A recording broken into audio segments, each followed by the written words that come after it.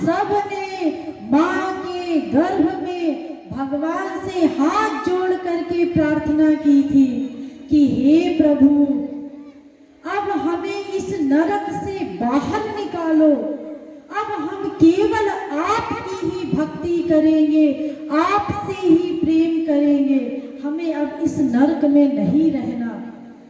वो बच्चा तड़पता है, रोता है। आप लोग कहते हैं ना कि बच्चा लात मार रहा है, माँ खुश होती है। बच्चा लात नहीं मारता, वो व्याकुल होता है, इतना परेशान होता है कि वो पूरा मचलता रहता है गर्भ के अंदर। इतना अधिक उसको कष्ट होता है, इतनी व्याकुलता होती है कि कैसे बाहर निकले। ये हम सब की स्थिति थी। गर्भ में सबने भगवान से वादा किया था कि हमें बाहर निकालो।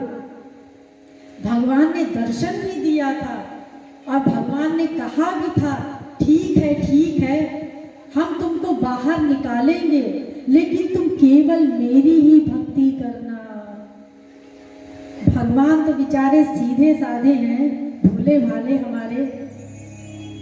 हम लोग इतने दुष्ट निकृष्ट हैं कि भगवान से प्रार्थना कर लिया हमने, भगवान ने हमें बाहर भी निकाल दिया, लेकिन जैसे ही बाहर आए भगवान को भूल जाते हैं। ये हमारी माँ है, अरे हमें तो नहीं पता, रिश्तेदार और खुद माँ बाप ही, बेटा हम ही तुम्हारे माँ हैं, हम ही तुम्हारे बाप हैं, हम तुम्हारे चाचा नाना काका क्या क्या रिश्ते हैं सब हैं, सारे रिश्ते। कोई भी माँ बाप ये नहीं कहते अपने बच्चों से कि हम तुम्हारे माँ बाप केवल भगवान हैं। अगर बचपन से ही बच्चे को यही सिखाया जाए तो भगवत क्षेत्र में शुरू से ही आगे बढ़ेगा, उसमें संस्कार डाले जाए, तो हम लोग तो उसको संसार की तरफ मोड़ देते हैं और वो वादा जो हमने भगवान से किया था वो वादा हम भूल जाते हैं। सोचिए उस समय उस भगवान को कितना कष्ट होता होगा कि इसने हमें फिर से मूर्ख बना दिया। अरे भगवान तो यही सोचते होंगे। वो हर बार हम लोग गर्भ में जाते हैं माँ के, अरे कुत्ता बिल्ली गधा कोई माँ हो, सबके गर्भ में जाते हैं और भगवान से प्रार्थना करते हैं। हर बार भगवान को हम मूर्ख बना देते हैं, लेकिन देखिए वो कितना बड़ा हृदय भगवान का, वो हर बार हमें क्षमा कर देता है, हर बार क्षमा कर देता है।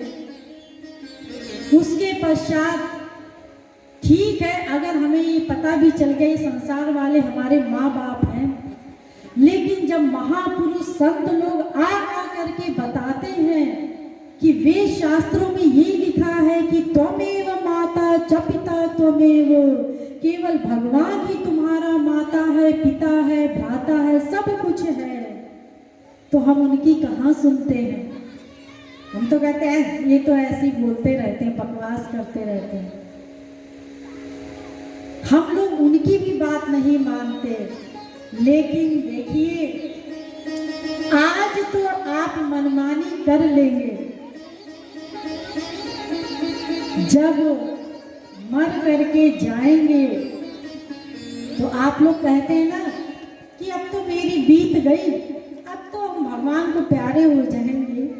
अरे भगवान को प्यारे होने वाला काम किया है क्या? भगवान से प्रेम करोगे तब भगवान के प्यारे होगे, अन्यथा 84 लाख में घूमते रहोगे कुत्ता बिल्ली गधे की योनियों में। ये मानव देह बार बार नहीं मिल पाएगा।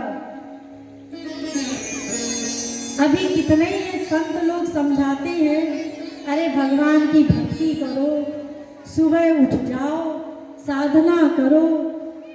हमारे दिमाग में नहीं आता। अरे नींद से अच्छी कौन सी चीज है? अभी सो लेते हैं फिर कर लेंगे। कल कल करते करते हमने वर्षों बिता दिए, लेकिन अभी भी हमें कुछ समझ में नहीं आया। इसीलिए वो बालक कहता है मैं बाहर नहीं आऊंगा, मैं तो गर्भ में ही रहूंगा। अरे वो तो परमहंस है, परमहंस स्थिति है उनकी। उन्हें कहा चाहे बाहर आओ चाहे भीतर रहो, लेकिन वो हम लोगों को समझाने के लिए बोल रहे हैं, हम लोग को समझा रहे हैं कि बाहर तो माया लग जाती है, इसलिए मैं बाहर नहीं आऊंगा।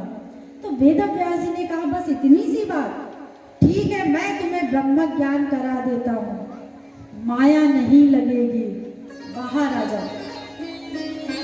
तो वेदव्यास जी ने जैसे ही उनको ब्रह्म ज्ञान कराया, और जो तोते के रूप में माँ पिंगला के गर्भ में गया हुआ था, उसका मनुष्य के रूप में माँ पिंगला के गर्भ से उनका जन्म हुआ। चूंकि तोते को संस्कृत में शुक कहा जाता है, आप लोग जानते ही हैं, तोते को संस्कृत में शुक कहते हैं। तो जो बाहर बालक के रूप में जिनका जन्म हुआ, इसलिए उनका नाम पड़ गया शुकदेव। बोलिए शुकदेव भगवान की।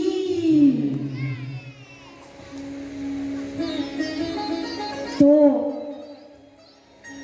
जैसे ही वो बाहर आए, तुरंत 12 वर्ष की हो गई योग शक्ति से। अरे अगर भीतर ही माँ के गर्भ में 12 वर्ष के हो जाते तो माता का तो पेट फट जाता। बालक के रूप में जन्म हुआ, नवजात शिशु के रूप में, और बाहर आते ही तुरंत 12 वर्ष के हो गए और निकल दिए अज्ञात दिशा की ओर। और पीछे पीछे वेदव्यास जी भागते चले जा रहे हैं, पुत्र पुत्र करते हुए। यम प्रव्रजन्त मनुपेत मपेत कृत्यं द्वैपायनो विरह कातर आजुहाव पुत्रेति तन्मयतया तर्वोऽभिनेदुस्तं सर्वभूत हृदयं मुनिमानतोऽस्मि। पुत्र पुत्र पुकारते हुए जा रहे हैं, लेकिन वो कुछ सुनते ही नहीं। तो क्या वो बहरे पैदा हुए थे? बहरे पैदा नहीं हुए थे सुखदेव जी। वो उनकी परम हंसावस्था है। परम हंसावस्था ऐसी अवस्था होती है, ध्यान दीजिए, ऐसी अवस्था होती है कि उसमें बाहरी शब्द हमें सुनाई नहीं देते। सुखदेव आगे आगे जा रहे हैं, पीछे पीछे पुत्र पुत्र पुकारते हुए जा रहे हैं, लेकिन उन्हें कुछ सुनाई नहीं दे रहा, क्योंकि उनकी ये परम हंसावस्था है। वो अपने में ही लीन है, अपने में ही आनंदित है, उन्हें बाहर से कुछ लेना ही नहीं है। देखिए परम हंसावस्था कैसी होती है। यत्र वा अस्य सर्वमात्मैव भूत तत्केनकं जिघ्रे तत्केनकं मनवी तत्केनकं शृणुयात् तत्केनकं द्विज्ञातार मरे केन विजानीयात्। जो अपनी ही आत्मा में रमण करे, अपने को ही देखे सुने ग्रहण करे, उसी में ही आनंदित रहे, उसको कहते हैं आत्माराम। वो अपनी ही आत्मा में रमण करते हैं, उन्हें बाहर से कुछ नहीं चाहिए किसी से। ऐसी उनकी परम हंसावस्था है। तो वेदव्यास जी पुत्र पुत्र पुकारते तो जा रहे थे, सुखदेव जी ने कुछ नहीं सुना, कोई जवाब नहीं दिया। तो वेदव्यास जी ने कहा अरे पहले वर्णाश्रम धर्म के नियमों का पालन तो कर ले, डायरेक्ट सन्यासी हो रहे हैं। कौन से वर्णाश्रम धर्म? अरे ब्रह्मचर्य का पालन, गृहस्थ आश्रम का पालन, वानप्रस्थ आश्रम का पालन, ये सब वर्णाश्रम धर्म होते हैं। सुखदेव जी ने कोई जवाब नहीं दिया, और यदि वो कोई जवाब देते भी तो क्या देते कि पिताजी अगर ब्रह्मचर्य का पालन करने से ब्रह्मचर्य आश्रम का पालन करने से भगवान मिलते, भगवान की प्राप्ति होती, तो ये संसार में जितने भी न्यूटन हैं, नपुंसक हैं, उनको तो सबसे पहले भगवान मिलने चाहिए थे। और अगर गृहस्थ आश्रम का पालन करने से भगवान की प्राप्ति होती, भगवान मिलते, तो ये कुत्ता, बिल्ली, सुअर, इनको तो सबसे पहले भगवान मिलने चाहिए थे। एक साथ 8-8, 10-10 बच्चे होते हैं। और अगर जंगल में जाने से, वानप्रस्थ आश्रम का पालन करने से भगवान मिलते, तो जितने भी ये शेर, चीते, भालू हैं, बिना कपड़ों के रहते हैं, ऐसे ही घूमते रहते हैं, तो उनको तो कब से भगवान मिल जाना चाहिए थे। इन सब चीजों से भगवान की प्राप्ति नहीं होती। जो आप लोग सुनते हैं, अरे ये फलाहारी बाबा हैं, ये पवनाहारी बाबा हैं, ये तो कुछ खाते ही पीते नहीं है। एक मौनाहारी बाबा है कि मौन ले लिया 12 वर्ष का, 12 वर्ष का मौन ले लेते हैं। उनके शिष्य लोग कहते हैं, अरे ये हमारे महाराज हैं, गुरु महाराज, 12 वर्ष तक इनका मौन है, इन्हें सब शास्त्र वेद का ज्ञान है, लेकिन 12 वर्ष तक का मौन है। फिर 12 वर्ष हो गए, फिर कहते 12 वर्ष का मौन है, फिर थोड़े दिन में तो मर ही जाएंगे। अरे अच्छा है मौन धारण कर लो, किसी को कोई प्रश्न करना हो वेद शास्त्रों का, हमारे जो महाराज हैं इनको आता तो सब है, लेकिन मौन है इसलिए नहीं तुम्हारी समस्या का समाधान कर सकते। अरे क्या इन सब चीजों से भगवान मिलेंगे? चाहे कितने भूखे रह लो, प्यासे रह लो, चाहे भगवान के सामने दंड बैठक करते रहो, कुछ भी करते रहो, इन सब चीजों से भगवान नहीं मिला करते। भूखे प्यासे रहने से भगवान नहीं मिला करते, व्रत उपवास से भगवान नहीं मिला करते। भगवान भीतर के प्रेम से मिलते हैं। हमारे भीतर भगवान के प्रति कितनी आसक्ति हुई, कितना प्रेम हुआ, कितना संसार छूटा, इन सब चीजों से भगवान मिलते हैं।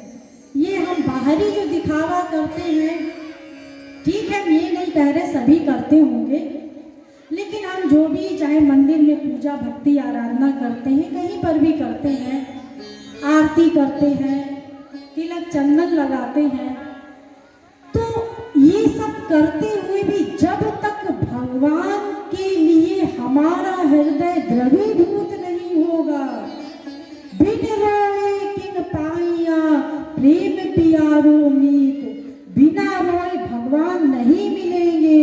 चाहे कितना भी हम रोली चावल लगा ले, अगरबत्ती घुमा ले, आरती कर ले, इन सब चीजों से भगवान नहीं मिला करते।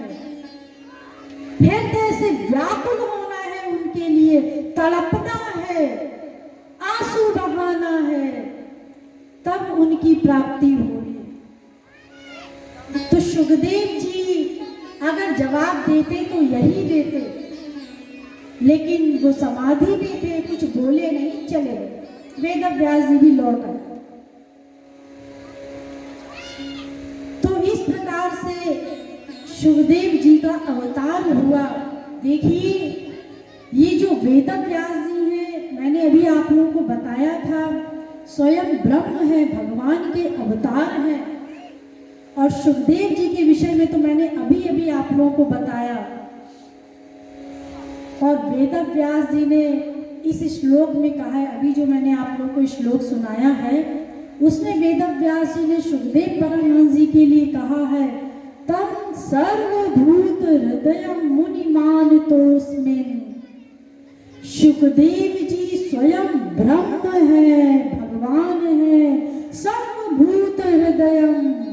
सर्वभूत हृदय का मतलब क्या होता है?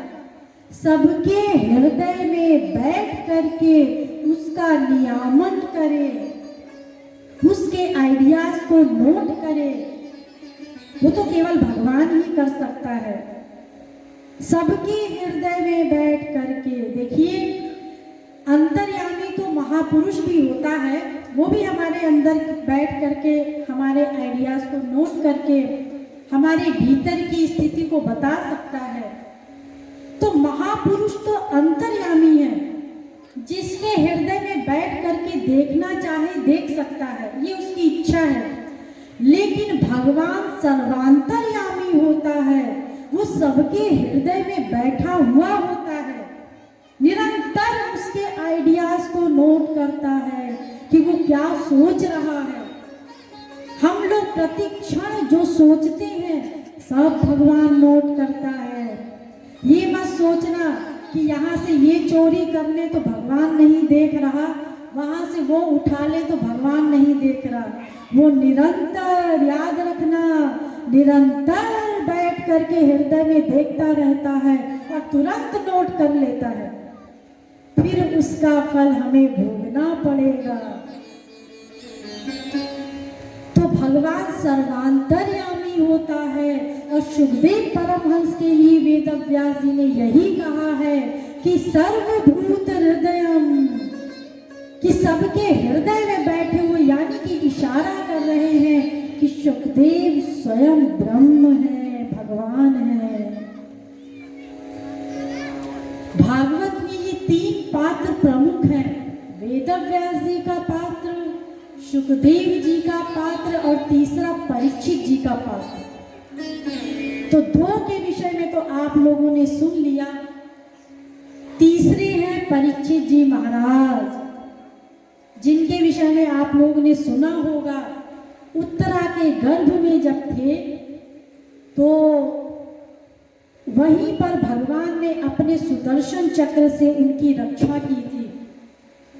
ये जो भागवत है, देखिए कितना गूढ़ रहस्य है इसमें, कितना गूढ़ रहस्य भरा पड़ा है। इसको परमहंस संहिता भी कहा जाता है। क्यों? जिन्होंने ये वेदव्यास जी जो कि है, जिन्होंने भागवत लिखी है, वो वेदव्यास जी स्वयं भगवान के अवतार। उन्होंने, वेदव्यास जी ने भागवत की रचना की। और सुखदेव परमहंस जी जिन्होंने परीक्षित जी को सुनाया, वो भी स्वयं परमहंस है, भगवान है स्वयं। और परीक्षित जी को तो गर्भ में ही भगवान ने उनकी रक्षा की, वो स्वयं परमहंस है, परीक्षित जी भी।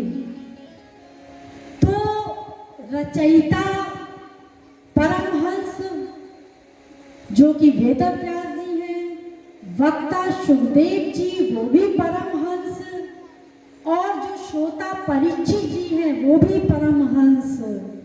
तीनों परमहंस हैं, इसीलिए इसको परमहंस संहिता भी कहा जाता है।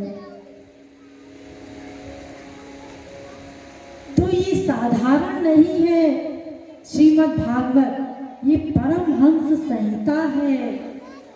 इसको ग्रहण करना अति आवश्यक है।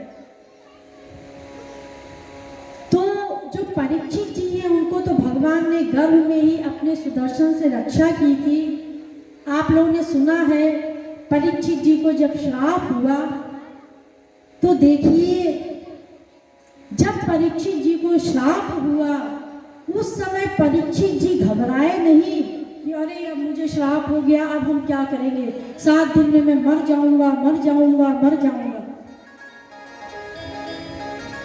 हम लोग, अगर हम लोगों को पता चल जाए कि हम लोग 7 दिन में मर जाएंगे, तो हाय मर जाएंगे, हाय मर जाएंगे सोचते सोचते 7 दिन तो दूर, हम 2 दिन में ही मर जाएंगे। लेकिन देखिए परीक्षित जी महाराज का वैराग्य, जैसे ही पता चला कि श्राप हुआ है, 7वें दिन हमारी मृत्यु है, तुरंत जन्मेजय को राज्य दिया और उसके पश्चात गंगा तट पे चले गए। अब इन 7 दिन में मैं ऐसा क्या करूं जिससे मुझे श्री कृष्ण की प्राप्ति हो जाए। ध्यान दीजिए, परीक्षित जी को तो डेथ सर्टिफिकेट मिल गया था कि 7 दिन उनको कोई नहीं मार सकता। अरे संत का श्राप है, उसको कौन टाल सकता है। 7 दिन तक परीक्षित को कोई नहीं मार सकता था, यानी कि 7 दिन निश्चित थे उनके जीवन के कि उनकी मृत्यु नहीं हो सकती। लेकिन हम लोगों के जीवन का तो भरोसा ही नहीं है। पता नहीं कौन सा क्षण ऐसा आ जाए कि हमारी मृत्यु हो जाए। हम लोगों को किसी को भी डेथ सर्टिफिकेट नहीं मिला है। हम लोगों की तो मृत्यु कभी भी हो सकती है। इसलिए प्रत्येक क्षण ये सोचो, ये हमारा आखिरी क्षण है, ये हमारा अंतिम समय है। जितना हो सके कर लो। जब हम यहाँ से जाएंगे तो हमारे साथ ये संसार का कोई सामान नहीं जाएगा। ध्यान दीजिए, संसार का कोई सामान नहीं जाएगा, केवल अपना किया हुआ कर्म ही साथ जाएगा। जो हम लोग कर्म कर रहे हैं यही साथ जाएगा। बाकी कितना ही जोड़ जोड़ के रख ले, ये सब साथ नहीं जाएगा। इसलिए कुछ तो अपने जीवन में प्रत्येक दिवस, प्रत्येक दिन कुछ समय ऐसा निकालो कि अकेले कमरे में बैठ करके भगवान के साथ, केवल स्वयं और भगवान बैठ करके भगवान की आराधना करो, उनसे प्यार करो, उनसे मिलने की व्याकुलता बढ़ाओ अपना मान करके। जैसे संसार में नाते रिश्ते निभाते हैं, अपना मानते हैं, भगवान से भी कोई भी नाता मान लो, माँ बाप बेटा स्त्री पति कुछ भी मान लो, समय तो देना पड़ेगा, अन्यथा समय का भरोसा नहीं है। पल का भरोसा नहीं, पल का भरोसा नहीं, गोविंद राधे जाने कब काल नर तनु छिनवा दे। एक पल का भरोसा नहीं है, पता नहीं ये हमारा शरीर कब समाप्त हो जाए। तो इसलिए अपने जीवन को लगाना है भगवत कार्य में। परीक्षित जी को जैसे ही पता चला कि 7वें दिन हमारी मृत्यु होने वाली है, घबराए नहीं, सब कुछ छोड़ छाड़ करके गंगा तट पे जाकर के बैठ गए कि अब हम भगवत कथा सुनना चाहते हैं। बस हमें कोई श्री कृष्ण कथा सुनाए। अब तो हमारे ये 7 दिन केवल भगवान की लीला गुण आदि में ही व्यतीत होना चाहिए, जिससे कि हमें अंत समय में श्री कृष्ण का ध्यान करते हुए उनकी ही प्राप्ति हो। तो परीक्षित जी देखिए क्या सोच रहे हैं कि अंत समय हमें केवल तुम्हारा ही नाम लेना है, उनका ही चिंतन करना है। अब ये जो जिंदगी बची है केवल तुम्हारी चाहत में बसर हो जाए। बस जिंदगी बस तेरी ही चाहत में बसर हो, जिंदगी बस तेरी ही चाहत में बसर हो। और मौत भी आए तो जहन में आखिरी ख्याल तेरा ही हो। मौत भी आए तो जहन में आखिरी ख्याल तेरा ही हो कि आखिरी समय केवल तुम्हारा ही नाम हमारे मुख पर आए। बस केवल एक कृपा करना प्रभु कि हम इस संसार का चिंतन करते हुए प्राण त्यागना नहीं चाहते। केवल आपका स्मरण हो, मुख में केवल आपका नाम हो, श्वासों में केवल आपका नाम हो। बस आपका नाम लेते हुए ही हम अपने शरीर का त्याग करना चाहते हैं। इतना तो करना स्वामी जब प्राण तन से निकले। बड़ा सुंदर भजन है, इसको आप लोग श्रवण करेंगे। गोविंद नाम लेकर